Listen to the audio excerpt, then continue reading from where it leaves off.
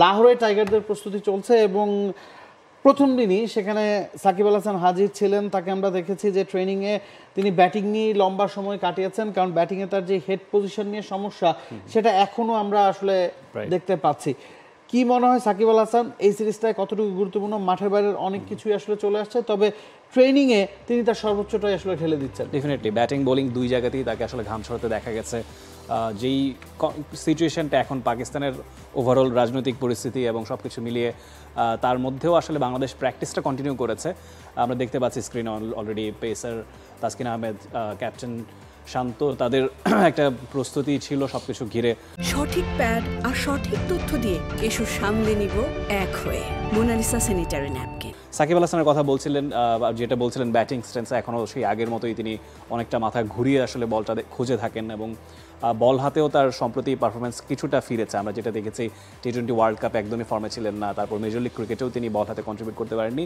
Last global টি-20তে তিনি ভালো করেছেন, সেটা বাংলাদেশের জন্য নিশ্চয়ই একটা আশার বার্তা বয়ে এনেছে। এবং প্রথম দিন দুদিনের ট্রেনিং সেশন শেষ হয়েছে। লাহোরে বাংলাদেশ 3 দিন প্রস্তুতি নিবে, ক্যাম্প করবে, এরপরে ইসলামাবাদ এবং করাচিতে ব্যাক টু ব্যাক 2টা টেস্ট খেলতে বাংলাদেশ যাবে।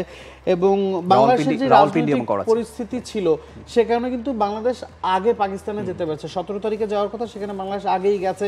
15, 16, 17 3 দিন লাহোরে অনুশীলন করে এরপরে তারা ইসলামাবাদ যাবে। এবং মুশতাক আহমেদ কথা বলেছেন সংবাদ সম্মেলনে, তিনি বলেছেন যে পিসিবিকে তিনি ধন্যবাদ জানিয়েছেন, তিনি নিজেও পাকিস্তানি যে বাংলাদেশকে সুযোগটা তারা করে দিয়েছে এবং সেটা আসলে বলে যে দুই দেশের মধ্যে ক্রিকেটীয় পার্সপেক্টিভে ভ্রাতৃত্বের বন্ধনটা বেশ সুদৃঢ়।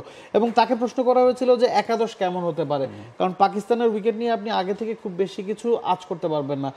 এটা স্পিন সহায়ক উইকেট হতে পারে, পেস সহায়ক উইকেট হতে পারে। এবং বাংলাদেশের টেস্ট ক্রিকেট বলতে আমরা যেটা বুঝি স্পিনাররা ডমিনেট করবে, ওই ধরনের উইকেট যদি না হয় সেক্ষেত্রে আসলে কি হবে? মুস্তাক বলেছেন যে বাংলাদেশের যে পেস ডিপার্টমেন্ট এখন আছে সেটাও যথেষ্ট শক্তিশালী। 5 জন পেসারকে তারা একাদশে রেখেছে, স্কোয়াডে রেখেছে। তার মধ্যে থেকে তাসকিন প্রথম টেস্টটা হয়তো খেলবেন না, বাকি 4 জনকে প্রয়োজন পড়লে তারা গ্রিন টপে যদি খেলা হয় বাকি 4 জনকেই নামিয়ে দেওয়া হবে। এবং যে স্পিনাররা আছে মুস্তাকের মতে বাংলাদেশের স্পিনারদের এক্সপিরিয়েন্স বলুন বা ম্যাচ জেতানোর ক্ষমতা বলুন, সেটা পাকিস্তানের স্পিনারদের চেয়ে হয়তো বেশি, কারণ তারা ইনএক্সপিরিয়েন্স। আবরার আহমেদ হয়তো আছেন লেগ স্পিনার, বাংলাদেশের লেগ স্পিনার নাই, বা সাকিব, তাইজুল, মিরাজরা কন্টিনিউয়াসলি কিন্তু আসলে লঙ্গার ফরম্যাটে বাংলাদেশকে সার্ভ করে আসছে। এই জিনিসটাও কিন্তু মুস্তাক তুলে ধরেছেন। তবে সবচেয়ে বড় প্রশ্ন হচ্ছে এখন যে প্রোটেস্টটা পুরো পাকিস্তান জুড়ে হচ্ছে, যেটা বাংলাদেশে হচ্ছিল দেখেই বাংলাদেশ আগে পাকিস্তানে চলে গেছে, সেই প্রোটেস্টের মধ্যে খেলাটা নিয়েও কিন্তু আসলে শঙ্কা আছে। আমরা যদি সূচি দেখি 21 তারিখে একটা ম্যাচ, 30 তারিখে একটা ম্যাচ, এবং যতটুকু বলা হচ্ছে যে 30 তারিখ পর্যন্ত একটা সময়সীমা বেঁধে দেওয়া হয়েছে। ওই সময় আবার করাচিতে বাংলাদেশের খেলা, কি বলবেন? অ্যাবসলিউটলি, আসলে পাকিস্তানের যে স্টুডেন্ট ফেডারেশন তাদের যে দাবি সেটা হচ্ছে তারা 30 তারিখের মধ্যে ইমরান খানকে মুক্তির একটা দাবি তারা জানিয়েছে, ন্যায্য দাবি, তাদের যৌক্তিক দাবি। এবং যে শিডিউলটার প্রবলেম, যেখানে আপনি বলছিলেন প্রথম টেস্টটা রাওয়ালপিন্ডিতে 21 তারিখে শুরু হচ্ছে, 30 তারিখে করাচিতে সেকেন্ড টেস্টটা শুরু হচ্ছে। 30 তারিখে যদি ইমরান খানকে মুক্তি না দেওয়া হয়, তেহরিক ইনসাফের যিনি লিডার, সাবেক প্রধানমন্ত্রী, সেক্ষেত্রে কি সিচুয়েশন হবে? সেক্ষেত্রে নিশ্চয়ই ছাত্র জনতা আরো বেশি উত্তাল হয়ে যাবে। আমাদের মানে একটা স্পেসিফিক জায়গাতে যে প্রোটেস্টটা হচ্ছে তাও না, রাওয়ালপিন্ডিতে প্রথম টেস্ট, সেখানেও তো প্রোটেস্ট হচ্ছে, ইসলামাবাদে হচ্ছে, করাচিতে হচ্ছে।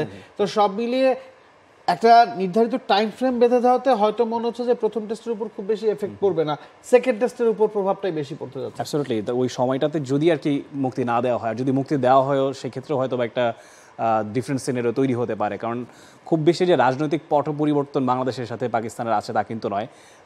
একই রকম সিনারিও ইন্ডিয়াতেও বর্তমানে চলছে। সব এই পুরো সাউথ এশিয়ায় বর্তমানে একটা উত্তাল রাজনৈতিক পরিস্থিতির মধ্য দিয়ে যাচ্ছে। তার মধ্যে দিয়ে ক্রিকেটটা স্মুথলি রান করবে কিনা সেটা একটা প্রশ্ন নিশ্চয়ই দানা বাঁধছে। কিন্তু আমরা হোপফুল হতেই পারি। করাচিতে খেলা সেকেন্ড টেস্টটা করাচি, আসলে প্রথম টেস্টটা ইনফ্যাক্ট হয়তোবা দর্শক শূন্য গ্যালারিতেই হতে যাচ্ছে, সেই ক্ষেত্রে হয়তোবা নিরাপত্তার কোয়েশ্চেনটা অত বেশি নেই। তবুও সব মিলিয়ে আমার কাছে মনে হচ্ছে যে হয়তোবা একটা কঠিন সময়ের মধ্যে যাবে। কেন সেটা একটু দর্শকদের জানিয়ে দেন। নিশ্চয়ই, আমরা হয়তো মনে করছি নিরাপত্তার কারণে, কি কারণে আসলে? রাওয়ালপিন্ডির যেটা সংস্কার কাজ চলছে, মূলত গ্যালারির আশপাশ এরিয়াটাতেই সংস্কার কাজ চলছে, সেই কারণেই দর্শকদের এক্সেসটা প্রথম টেস্টে আসলে নেই। For more updates, subscribe to our YouTube channel and click on the bell icon. Follow us on Facebook and Instagram. Download T-Sports app to enjoy exciting games and highlights. Visit tsports.com.